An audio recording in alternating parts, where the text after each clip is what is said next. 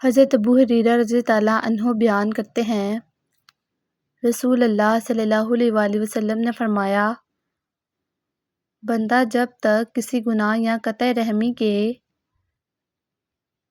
بارے میں دعا نہ کرے، اس کی دعا قبول ہوتی ہے، بشرط یہ کہ وہ جلد بازی نہ کرے۔ عرض کیا گیا، اللہ کے رسول، جلد بازی سے کیا مراد ہے؟ آپ صلی اللہ علیہ وآلہ وسلم نے فرمایا، وہ کہتا ہے، میں تو بہت دعائیں کر چکا لیکن میری دعا قبول ہی نہیں ہوتی۔ اس صورتحال میں وہ مایوس ہو جاتا ہے اور دعا کرنا چھوڑ دیتا ہے۔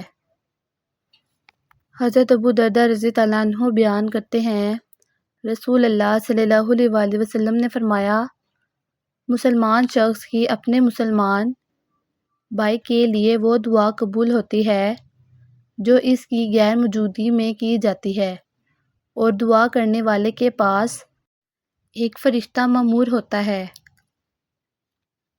جب وہ اپنے بھائی کے لیے دعائے خیر کرتا ہے تو وہ مامور فرشتہ آمین کہتا ہے اور کہتا ہے، اسی مثل تمہارے لیے بھی ہو۔